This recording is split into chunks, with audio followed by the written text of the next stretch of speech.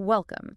Today we're doing a deep dive based on some texts you sent over, What He Can't Say, the silent battles of a man's mind, specifically parts 3 through 7. Right. The goal is to really unpack these ideas, give you some solid takeaways on these, well, often unspoken inner struggles many men face. Exactly. We want to get you up to speed quickly but thoroughly. We'll be touching on themes like purpose and the weight of time. Loneliness that can sometimes creep in with success. That feeling of never quite being enough, suppressed dreams, regret. And finally, that deep fear of losing control. So quite a bit to get into. Definitely.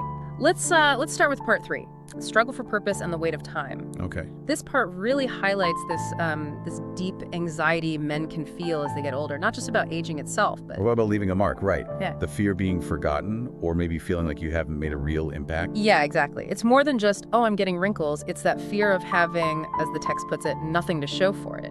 Which taps into something pretty fundamental, I think, that human need for meaning, for contribution. But societal expectations, especially for men historically, often tie that directly to tangible achievements, to legacy. So when you're young, time feels endless, doesn't it? But eventually that bumps up against the reality that, well, it's not. Windows start closing. And that's where the anxiety can really kick in. It creates this sort of internal conflict. How so? Well, you're striving, you're working hard, pushing forward, but maybe there's this nagging question underneath. Is this actually adding up to something meaningful? Or am I just, spinning my wheels, putting in all this effort without a clear sense of ultimate value? Exactly, that's the feeling. And the piece makes a good point. This search for purpose isn't just an internal dialogue. It's often tied to how others see value, how society measures worth. So external validation plays a big role. It often does, yeah. Think about how much emphasis is put on a man's accomplishments. It creates this pressure not just to feel purposeful, but to have that purpose recognized by the willed. That makes sense. Okay, let's shift gears a bit. Part 4 talks about the loneliness he hides behind success.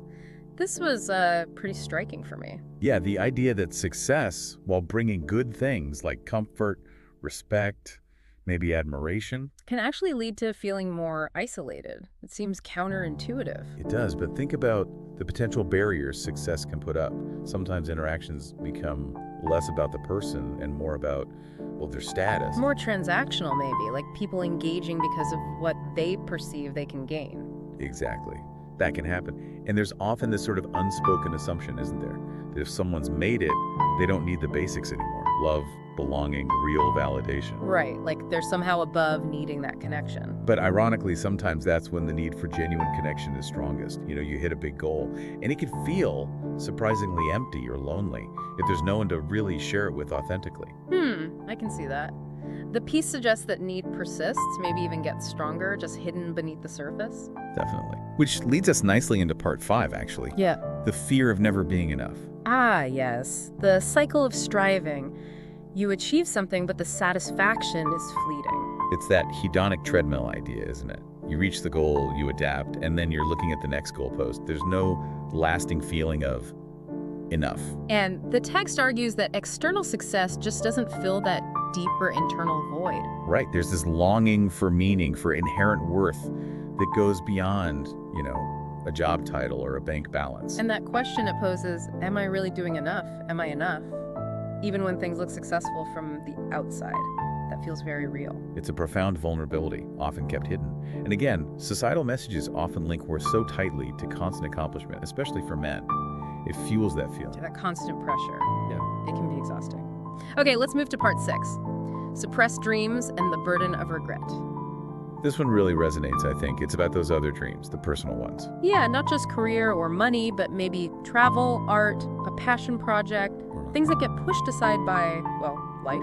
The demands of responsibility, providing, climbing the ladder, they can overshadow those earlier aspirations. And the piece talks about how those faded dreams can turn into regrets.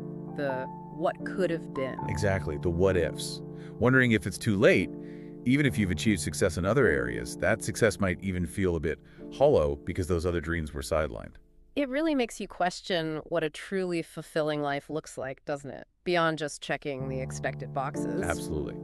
Have you ever found yourself thinking about a path not taken, a dream you set aside? Oh, definitely. I think most people probably have at some point. Which brings us to the last section we're covering, part 7. the fear of losing control. Control.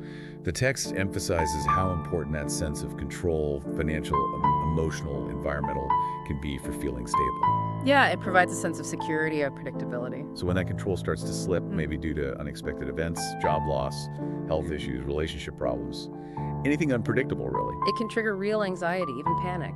Yes.